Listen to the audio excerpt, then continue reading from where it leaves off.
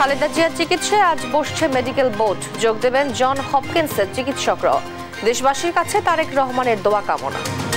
দেশবাসীর কাছে তো একটাই বলবো, উনি দেশের নেত্রী, কাজেই দেশবাসীর কাছে অনুরোধ জানাবো সন্তান হিসেবে ওনার জন্য দোয়া করার জন্য।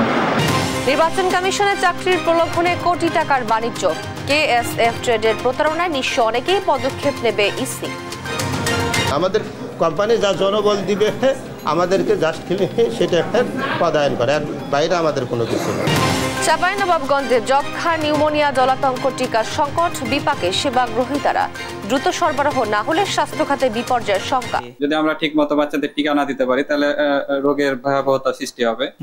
শীতের আমেজ পর্যটনে। ভ্রমণ প্রেমীদের পদচারণায় মুখর রাঙামাটির বিভিন্ন বিনোদন স্পট। ব্যবসা বাণিজ্যে ফিরেছে সুদিন। এই কাপ্তাই লেক, পাহাড়ি রাস্তা, আঁকাবাঁকা রাস্তা আমার তো খুবই পছন্দ হয়েছে।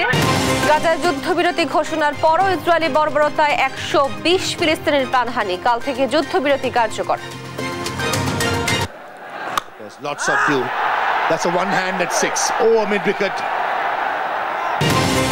এবং বিপিএল টানা অষ্টম জয় রংপুর রাইডার্সের। চিটাগং কিংসকে হারালো 33 রানে। সিলেটের বিপক্ষে 65 রানে জয় দুর্বার রাজশাহীর।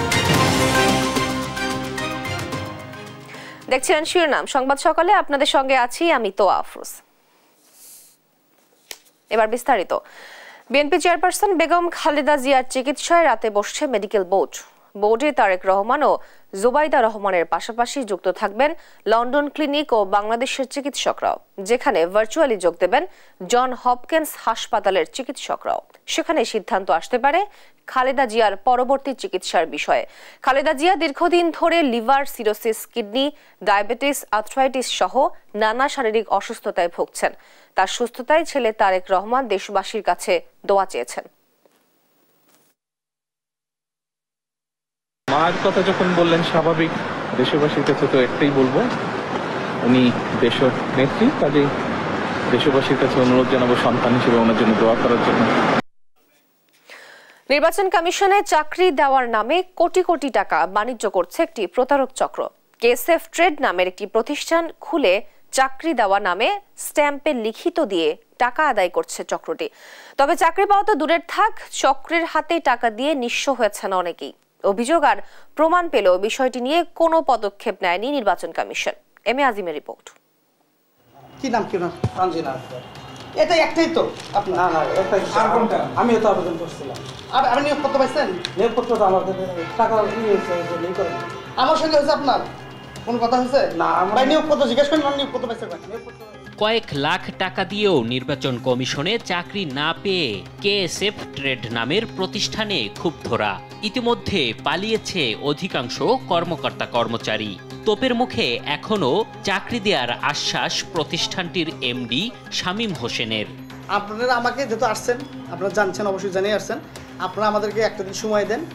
স্টাম্পে লিখিত দিয়ে জনপ্রতি 2,80,000 টাকা করে আদায় করেছে কেএসএফ ট্রেডের কম্পিউটার অপারেটর আসাদুল্লাহ। চাকরি দেয়া তো দূরে থাক, প্রতারণার মাধ্যমে হাতানো কোটি কোটি টাকা হজম করতে এখন সরিয়ে ফেলা হয়েছে আসাদুল্লাহকে।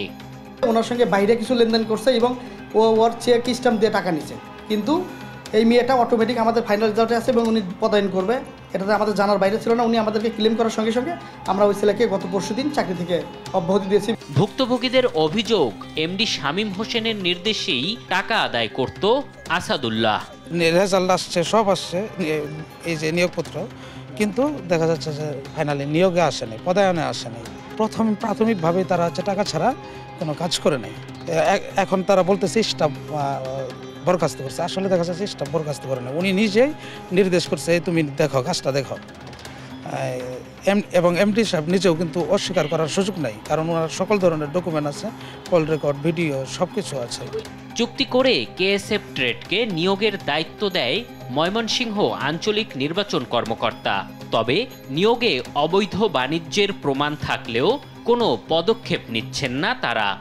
না না, আমাদের কোনো কিছু নেই। আমাদের কোম্পানি যা জনবল দিবে আমাদেরকে জাস্ট সেটা পদায়ন করে, আর বাইরে আমাদের কোনো কিছু নেই।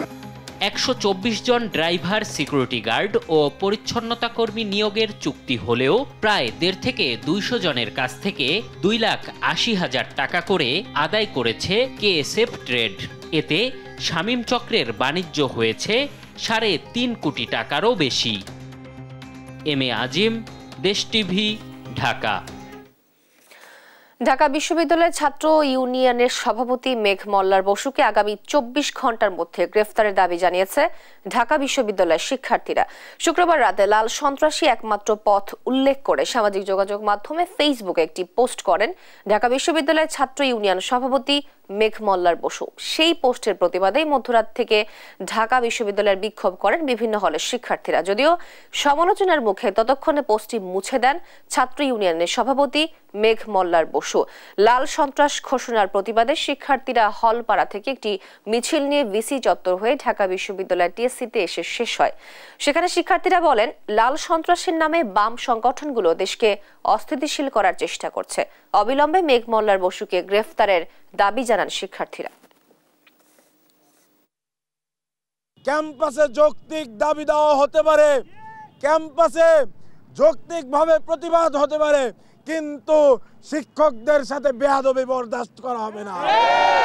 আপনারা কি লাল সন্ত্রাস রুখে দিবেন? নতুন এই বাংলাদেশে স্পষ্টভাবে বলে দিতে চাই, নতুন করে কাউকে ফ্যাসিস্ট হয়ে উঠতে দিব না।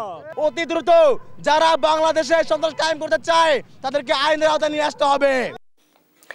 সাংবাদিকদের মুখ বন্ধ করার মূলে ছিল গোয়েন্দা সংস্থা বলে মন্তব্য করেন প্রধান উপদেষ্টার প্রেস সচিব শফিকুল আলম। শুক্রবার ঢাকা রিপোর্টার্স ইউনিটিতে গণমাধ্যম সংস্কার প্রস্তাব নিয়ে এক আলোচনা সভায় তিনি একথা বলেন। শফিকুল আলম বলেন, ভবিষ্যতে গণমাধ্যমে যাতে রাষ্ট্রীয় গোয়েন্দা সংস্থাগুলো হস্তক্ষেপ করতে না পারে তা নিশ্চিত করতে হবে। সাংবাদিকদের যথার্থ বেতন না দেওয়ার বিষয়ে বেসিক ও ন্যূনতম বেতন নির্ধারণে জোর দেন তিনি। কন্টেন্ট চুরি রোধে কপিরাইট এনফোর্সমেন্টকে খুবই জরুরি বলেও মন্তব্য করেন প্রধান উপদেষ্টার প্রেস সচিব।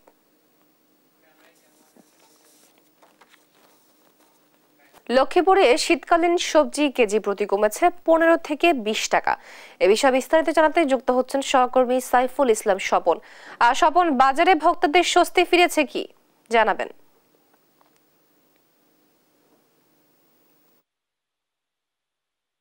সবজি বাজারের কি অবস্থা? আমরা এই মুহূর্তে রয়েছি লক্ষ্মীপুরের কাঁচা বাজারে। আসলে লক্ষ্মীপুরের শীতের সবজি বাজার আসা শুরু পর থেকে দাম বৃদ্ধি পেলেও বর্তমান সময়ে দাম কমতে শুরু করেছে। বিশেষ করে যে সিম রয়েছে, শীতকালীন সবজি 30 টাকা দরে বিক্রি হচ্ছে, ফুলকপি 20 টাকা এবং পাতাকপি 20 টাকা দরে বিক্রি হচ্ছে, এবং এছাড়া যে লাল শাক রয়েছে, যে লাল শাক 20 টাকা দরে বিক্রি হচ্ছে। এছাড়া যে টমেটো কয়েকদিন আগে গত সপ্তাহে যে দাম ছিল প্রায় 100 টাকার মতো, সেই টমেটো বিক্রি হচ্ছে বর্তমানে 50 টাকা কেজি দরে। এছাড়াও যে রয়েছে কাঁচামরিচ, যেটি 70 থেকে 80 টাকা দরে বিক্রি করা হচ্ছে, সেই কাঁচামরিচ বিক্রি হচ্ছে বর্তমানে 45 থেকে 50 টাকা দামে। এছাড়া রয়েছে গাজর 40 টাকা দরে কেজি, শসা 30 টাকা। আমরা যদি আপনাকে বলি যে শীতকালে সবজি যে রয়েছে, যে করলা সেটা 70 টাকার দরে বিক্রি হচ্ছে, বেগুন 60 টাকার দরে বিক্রি হচ্ছে। এছাড়া রয়েছে যে কলা বিক্রি হচ্ছে 40 টাকার দরে হালি, এবং এছাড়া বিক্রি হচ্ছে শসা বিক্রি হচ্ছে 30 টাকা দামে, পেঁপে বিক্রি হচ্ছে 40 টাকা দামে। যেটা গত সপ্তাহে ছিল 50 সবজির দাম 40 থেকে 50 টাকার উপরে। বর্তমান আজকে যে কাঁচা বাজারের দাম রয়েছে সেখানে 20 টাকা দর কেজি থেকে শুরু করে 30-40 টাকা দরে বেশিরভাগই সবজি পাওয়া যাচ্ছে। যে একটি সবজি রয়েছে সেটা হচ্ছে করলা, এবং সেটা 60 থেকে 70 টাকা দামে বিক্রি হচ্ছে। আমরা এখানকার যে দোকানদার তাদের সাথে কথা বলেছি, তারা আমাদেরকে যে জানাচ্ছে আসলে শীতকালে সবজি প্রচুর সরবরাহ কারণে দাম মানুষের ক্রয় ক্ষমতার মধ্যে রয়েছে, এবং ক্রেতাদের সাথে আমরা কথা বলেছি, তারাও কম দামে সবজি কিনতে পেরে তারা স্বস্তি প্রকাশ করছে। এ ছিল লক্ষ্মীপুর থেকে কাঁচা বাজারের সর্বশেষ খবর। আপনাকে ধন্যবাদ। লক্ষ্মীপুরে শীতকালীন সবজি কেজি প্রতি কমেছে 15 থেকে 20 টাকা, এবং এ বিষয়ে বিস্তারিত জানাচ্ছিলেন সহকর্মী সাইফুল ইসলাম স্বপন। চাঁপাইনবাবগঞ্জে দেখা দিয়েছে যক্ষ্মা, নিউমোনিয়া ও জলাতঙ্ক সহ বিভিন্ন রোগের টিকার সংকট। গেল বছরের নভেম্বর মাস থেকে চলছে এই সংকট। বিপাকে পড়েছেন সেবাগ্রহীতারা। বারবার হাসপাতালে গিয়েও মিলছে না টিকা। মাঠ পর্যায়ে স্বাস্থ্যকর্মীরা বলছেন, সময়মতো ভ্যাকসিন সরবরাহ না হলে ভয়াবহতা নেমে আসতে পারে স্বাস্থ্য খাতে। সহকর্মী তারেক রহমানের তথ্য ছবিতে বিস্তারিত তারেক মাহমুদ সুজনের রিপোর্টে। চাঁপাইনবাবগঞ্জে দেখা দিয়েছে যক্ষ্মা, নিউমোনিয়া, জলাতঙ্ক সহ বিভিন্ন রোগের টিকার সংকট। সিভিল সার্জন কার্যালয় বলছে, ফুরিয়ে গেছে অনেক রোগের টিকা। মজুদ নেই সাবান, অ্যাম্পুল, কাটার, নীল গামলা ও ডাস্টারেরও। রোগীদের চাহিদা থাকলেও সরবরাহ দিতে পারছে না সংশ্লিষ্ট কর্তৃপক্ষ। এতে ভেঙে পড়েছে জেলার স্বাস্থ্যসেবা। রোগীরা টানা কয়েক মাস ধরে বিভিন্ন হাসপাতাল ঘুরেও পাচ্ছে না কাঙ্ক্ষিত সেবা। যাদের দ্বিতীয় ডোজ টিকা দেওয়ার সময় পেরিয়ে গেছে, তারাও পাচ্ছে না টিকা। এ নিয়ে ক্ষোভ প্রকাশ করেছেন রোগীর স্বজনরা। ছোট বোনের টিকার ডেট ছিল ডিসেম্বরে, কিন্তু আমি লাস্ট কিছুদিন যাবত হসপিটালে ঘোরা সত্ত্বেও টিকা পাচ্ছি না। যারা একটা ডোজ নিয়েছে তাদের পরবর্তী ডোজগুলো দেওয়া যাচ্ছে না। এতে মানে আমাদের চিকিৎসা নিতে রোগীদের খুবই সমস্যা হচ্ছে। আমার মেয়েকে নিয়ে 15 দিন থেকে আমি এই হাসপাতালে ঘুরছি। কোনো হাসপাতালে আমি নিউমোনিয়া রোগের টিকা পাচ্ছি না। চাঁপাইনবাবগঞ্জ হসপিটালগুলোতে টিকা, ভ্যাকসিন মোটামুটি 3 মাস থেকে পাওয়া যাচ্ছে না। টিকার জন্য প্রতিদিন শত শত রোগী ভিড় করছেন স্বাস্থ্য কেন্দ্রগুলোতে। টিকা না পেয়ে ফিরছেন খালি হাতে। যদি আমরা ঠিক মতো বাচ্চাদের টিকা না দিতে পারি, তাহলে রোগের ভয়াবহতা সৃষ্টি হবে। মজুদে আছে শুধু ইনজেকশনের সিরিঞ্জ। এর বাইরে প্রায় সবকিছুরই সংকট রয়েছে বলে জানায় জেলা সিভিল সার্জনের কার্যালয়ের স্টোর কিপার। আর চাহিদা মতো সরবরাহ পেলে দ্রুতই বিতরণের কথা জানিয়েছেন সংশ্লিষ্ট কর্তৃপক্ষ। বর্তমানে আমাদের EPI, penta, PCV, MR, IPV এ সমস্ত ভ্যাকসিন নাই। চাহিদাপত্র দেওয়ার পরও পাওয়া যাচ্ছে না। সামনে সপ্তাহ বা এই মাসের শেষের দিকে ভ্যাকসিন চলে আসবে এবং ভ্যাকসিন আসলে আমরা উপজেলা লেভেল আমরা ভ্যাকসিনটা পাঠিয়ে দেবো। দ্রুত এসব সমস্যার সমাধান করে স্বাস্থ্যসেবা নিশ্চিতের দাবি স্থানীয়দের।